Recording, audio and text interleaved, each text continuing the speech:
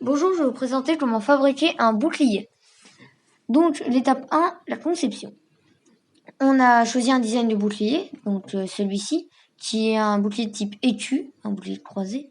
Puis on a choisi les armoiries, donc ces armoiries de François Morisseau, qui a vécu entre 1600 et 1700. La description de l'armoirie est d'argent à l'aide au voile abaissé de sable, au chef d'azur chargé de 2 étoiles d'or. Toutes les descriptions d'armoiries sont organisées de cette façon. La couleur du fond, puis le symbole principal, puis la description du symbole, puis si on a une description de la barre supérieure, puis ce qu'il y a dans la barre supérieure.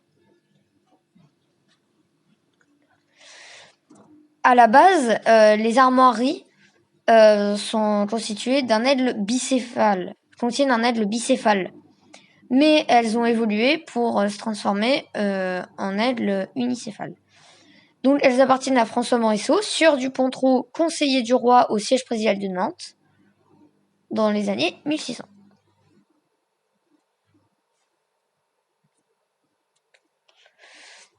Donc, voici l'armoirie, on voit avec une seule tête. Voici à quoi devra ressembler le bouclier avec les armoiries de la famille Morisseau.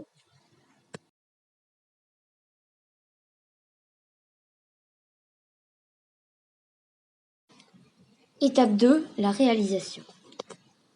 Ici, j'imprime mon bouclier en taille réelle sur 4 feuilles A4.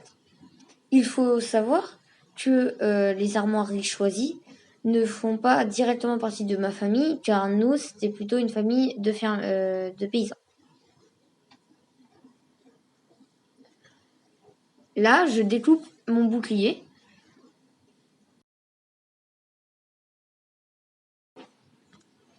Le résultat va me permettre de faire le contour du bouclier sur une plaque de bois. Ici, je mesure pour voir si le bouclier rentre dans ma valise. Je scotche le bouclier à la plaque de bois. Puis, je fais le contour pour pouvoir ensuite le découper.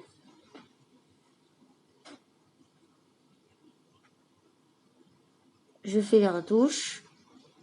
Et voilà.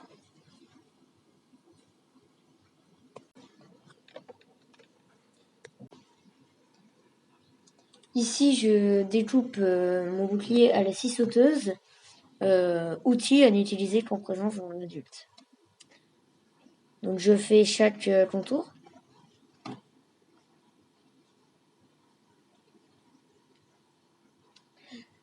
Je mets des lunettes de protection pour me protéger des éclats de bois qui ont été produites par la scie sauteuse.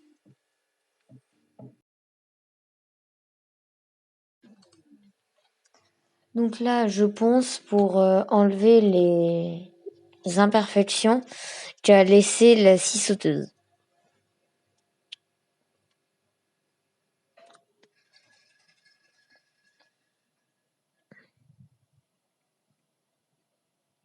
Voilà. Ici, je perce des trous pour mettre les gros clous que je vais mettre autour du bouclier. Normalement, ils servent à maintenir un renfort qui permet d'éviter que le bouclier se casse au premier coup d'épée. Ici, il y a une meuleuse d'ongles qui me permet de couper les vis à la bonne longueur.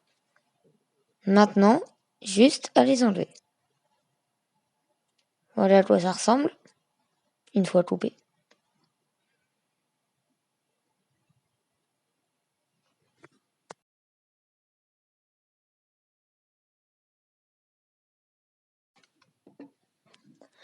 Ici, je prends un gabarit et un crayon pour tracer les contours du renfort.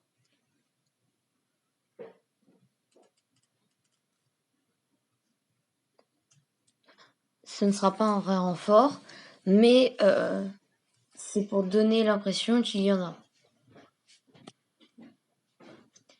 Ici, je trace les trous je place les trous pour mettre les gros clous, qui normalement servent à maintenir le renfort au bouclier pour éviter qu'il s'offre au premier coup d'épée. Mais ici, ici, ça ne va être que décoratif.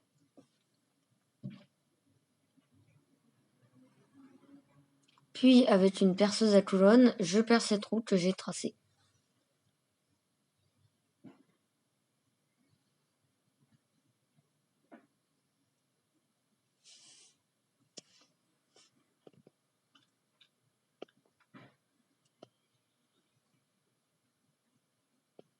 Voilà. J'ai pris un tube de cuivre de plomberie pour faire la poignée de mon bouclier.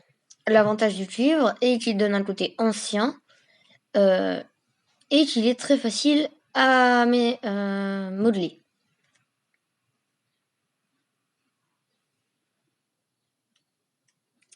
Ici, avec une meuleuse, j'arrondis les bords. Puis je perce les trous qui me permettront de fixer ma poignée au bouclier.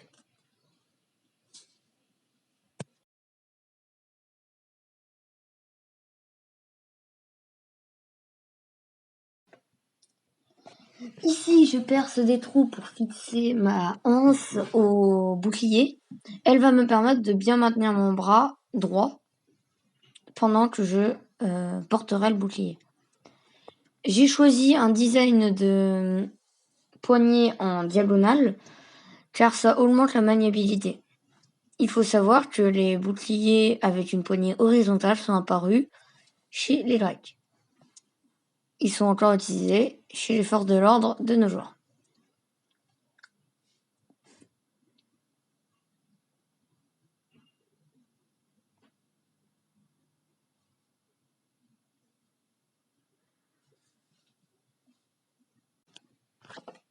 Étape 3, peinture et dessin.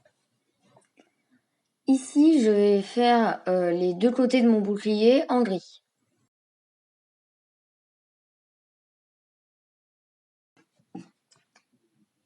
J'ai dessiné l'armoirie, je vais vous montrer comment j'ai fait juste après. Maintenant, je prends des bouts de scotch de peinture que je mets autour de l'armoirie pour pouvoir la peindre. Je la peins en blanc.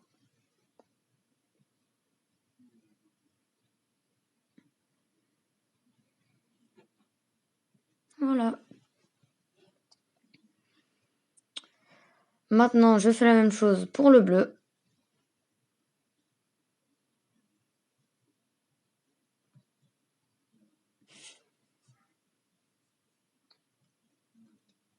Puis, je mets du scotch sur les contours du bouclier pour pouvoir peindre le noir. Comme ça. Et j'en ai mis de l'autre côté car je vais peindre les côtés et il ne faut pas que ça déborde sur la face arrière.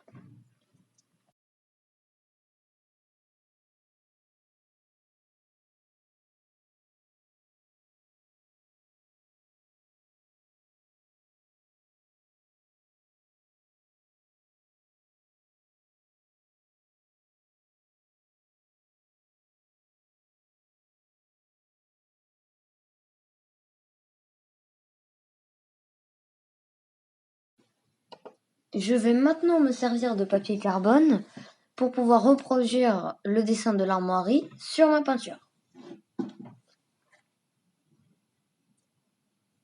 Je fixe le dessin de l'armoirie avec des punaises et je le place bien.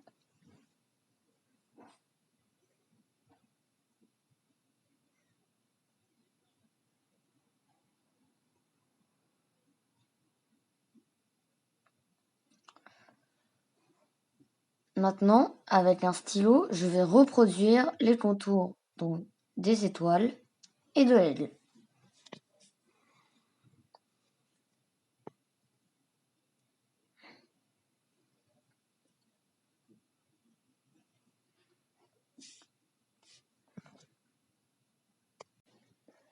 En ce qui concerne les armoiries de la famille Morisot, on a vu qu'elles datent plutôt de la Renaissance, mais elles auraient pu exister peut-être au Moyen Âge.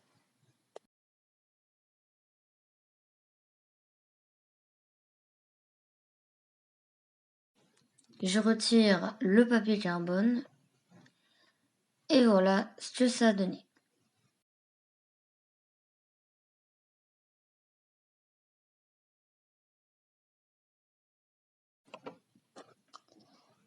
Là, je colorie l'aile au marqueur noir.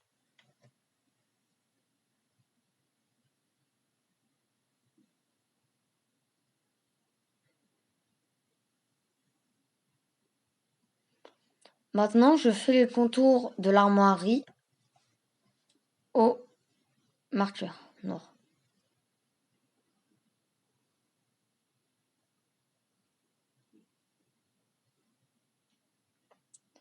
Puis je peins les étoiles en jaune.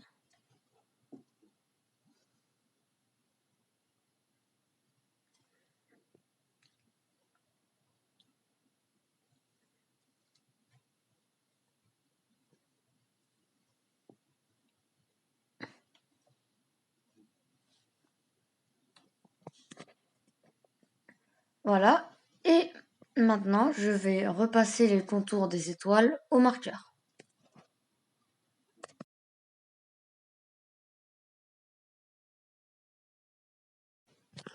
Étape 4, le montage.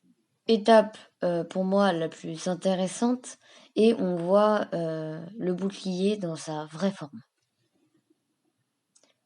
J'agrandis les trous avec une fraise pour mettre les vis.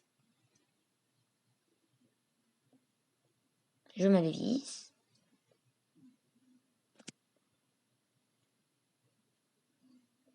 Voilà à quoi doit rendre l'avant du bouclier. Maintenant, je prends des vis, je la retourne, je fixe la poignée.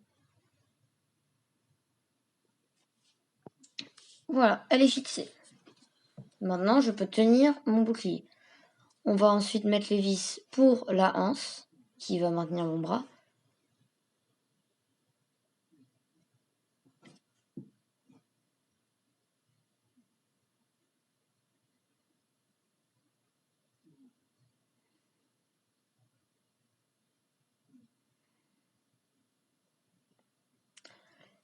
Voilà à quoi ça ressemble à l'arrière. Je passe mon bras. Derrière, au niveau de l'avant-bras, j'aurais pu rajouter de la mousse, ce qui aurait eu l'utilité de protéger mon bras des chocs pendant les combats. Maintenant, je mets le bouclier dans ma valise et c'est parti. Je tenais à remercier mon père pour le matériel et le soutien qu'il m'a apporté pour la conception de ce bouclier.